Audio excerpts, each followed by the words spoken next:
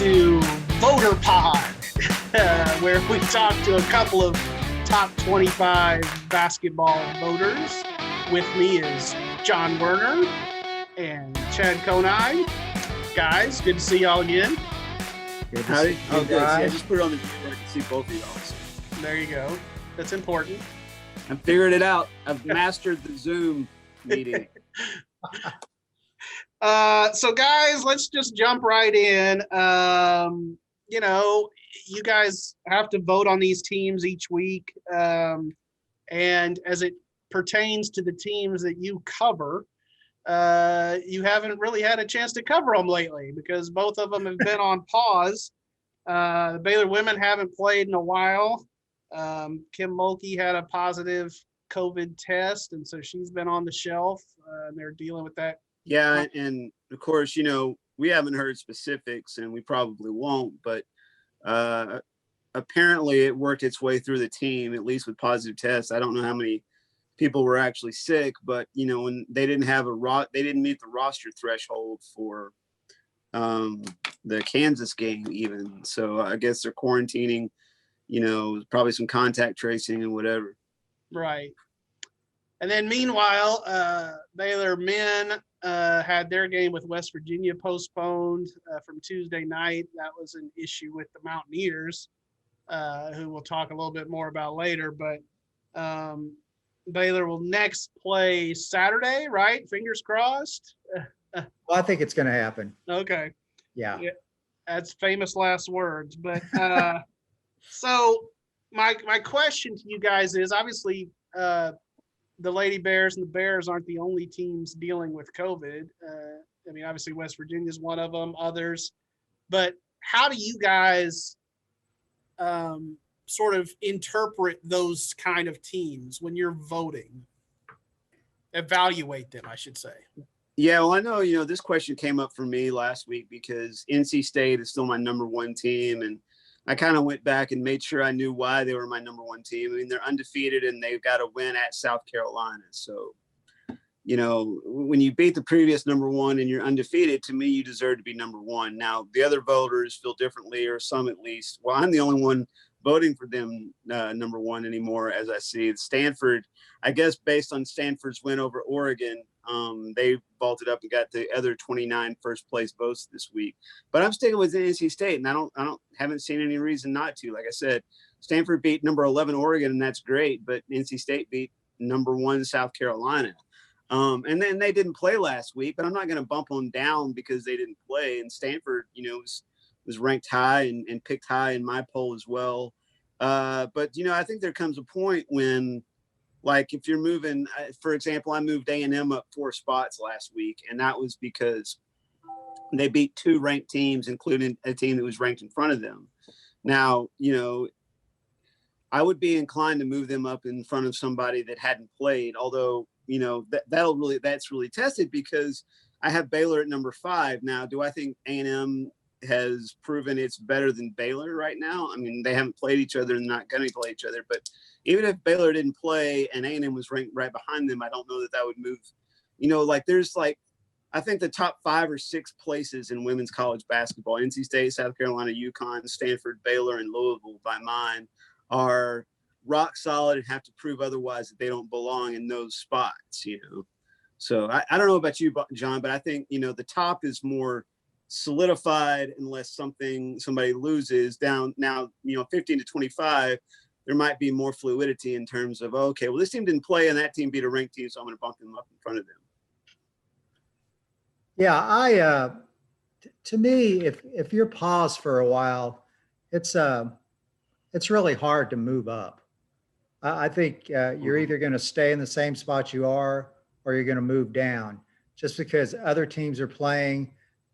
Some of the teams close to the team that's paused might get some pretty good wins there. So it's kind of easy for them to jump ahead of them if the paused team is not playing. So Villanova they've stayed at number 3, kind of amazingly. They haven't played since December 23rd. That's a long time. Yeah. I had them number 4 in my poll. I moved Texas from 8-3 after they beat Kansas at Lawrence Fieldhouse by 25 points. So, but yeah, and West Virginia, you mentioned them, Bryce. It's not only the Baylor game; they've got their next two Big 12 games are postponed. So, it'll probably be kind of easy for them to drop a little bit. So yeah, to me, you got to be playing. I voted for Duke this week for the first time in over a month because they finally played some games. They purposely went on pause. It wasn't because of test or anything, but they went on pause for about a month. I guess they just didn't want to risk getting positive test. So I finally voted for them this week, and but they could drop out. They just lost to Virginia Tech. I think Duke went on pause to avoid falling to about 4-8. They have been accused of that. The Alabama coach, brought that out. Well, would they have gone on pause if they were like 5-0 at that point that they went on pause instead of? Chad's picking some low-hanging fruit there when he's pandering to the Duke haters in the audience, but right. Yeah, but I feel like picking on Duke. Picking on Duke is always punching up, Good or at least point. until Coach K retires. Good point. Chad, you did mention A&M women, and that kind of leads me into my next question. In terms of teams out there, both men and women, who are kind of making that surge right now and, playing some games as part of that, but winning big games. I mean, who are the hottest teams out there for you guys? Well, yeah, like I mentioned, A&M, they moved up one spot in the poll to number 7 from all the voters. In my poll, they moved up 4 spots from 11 to 7. And I don't know if it's my long-standing A&M hate, but and I don't hate A&M anymore, like back when they were in the Southwest Conference in the Big 12, and now that they're gone, it's like, okay, well, A&M is that school down in College Station, so who cares, But I've moved them up 4 spots, and that was because they had beaten Mississippi State and Arkansas. I'm sorry, excuse me, Kentucky and Arkansas last week. And that was a Kentucky team that's ranked number 10, ranked ahead of them in my poll anyway. And then Arkansas, which had been really dang good so far this year, and maybe Arkansas, they got into some games where they didn't get to shoot 38 free throws, and they lost a couple, so they dropped down a few spots. And then I think John and I were talking earlier about the Michigan men. The Michigan women are also up 2 spots in the poll. So yeah, a couple of movers there. So Chad, you've let go of your grudge against A&M. I'm betting that Kim Mulkey has not. That's just my guess. And if you're an NCAA selection committee member, let me just say right now, put those two in the same dadgum bracket and let them play. Oh Lord! Everybody wants to see that. I just hope nobody in the Lady Bears program watches our podcast. It's gonna be all over Bryce again. Bring it on. I'm a big boy. I could take it. All right, Johnny, who's a team out there that's you got your eye on? Yeah, well, it's definitely been Michigan in the last week. They're 11-0 now. They're 6-0 in the Big Ten, and 3 of those games have been wins over top 25 teams, and those games haven't even been close. Last night they beat Wisconsin 77-54. Previously, since the start of the new year, they beat Northwestern 85-66 and Minnesota 82-57. They started the year number 25 in the preseason poll. For a while they just weren't moving up at all, and probably a lot of voters didn't even have them because they played a really weak non-conference schedule. So, they've had games canceled, postponed too, but they have been really impressive lately, and they're number 7 this week. I wouldn't be that surprised if they moved up to at least 5, maybe 4. I don't think their win, they beat Wisconsin at home. That to me, that's not as impressive as Texas a week or so ago beat Kansas at Lawrence Fieldhouse by 25 points. I moved Texas up to third this week from 8, and just uh, not only that, but they've only lost one game, and they've been hot too. This last week they got a road win at West Virginia, although West Virginia kind of collapsed in that game. And that was a big win for them. And I'd say Michigan and Texas, and obviously Gonzaga and Baylor have stayed unbeaten. But John, you're just talking about the movers, and I looked at the poll to see who moved the most. Louisville went from unranked to number 16. Yeah, that's a good one too. And that was based on the only game they played last week was they beat number 19 Virginia Tech in Louisville by 2 points, and they move up 10 spots. So there must have been a lot of losses in front of them. Well, that's a little too much of a move, I think. I had them, I believe, 25th. Pretty much the same as I had them last time. But but they're a name school. Yes, name recognition. They get points on that, and probably the same thing with Duke. Because like we talked about earlier, they didn't play for over a month, and they were still ranked. So they limp to a win over Boston College and move up 2 spots. Right. Yeah. So name recognition definitely helps with schools like that. Sure it does. Well, speaking of impressive wins, Oklahoma State, the men had one the other night, beating Kansas 75-70 in Stillwater. Of course, the Cowboys are not eligible for the postseason. They're on probation because of a shoe company scandal. They were apparently bribing players. But it looks like they could still have an impact on this Big 12 race, maybe as a spoiler. I mean, do you kind of see that? And especially with, that one and done guy that they've got, Cade Cunningham, probably the number 1 pick. I mean, he's going to win some games for them. Yeah. To me, they'd be an NCAA tournament team for sure if they were eligible. And they've got a really good team. They beat Kansas last night, 75-70. Almost blew it, had a huge lead. Kansas came back, and then Oklahoma State made some plays at the end to win. But they're a really good team, and it's not just Cunningham. They've got a really good mix of players. I was kind of looking at the classes, like some of their top players. Bryce Williams is a senior guard. Let's see, Isaac Likely is a junior guard. So they've got a really good mix. Obviously, Cade Cunningham is the best player on that team. But yeah, they're going to make a real impact in the Big 12 race. They'll beat some teams that, some top 25 type of teams that are going to make the NCAA tournament. Yeah, it's just a shame that they're ineligible. But, obviously they had some transgressions. Yeah.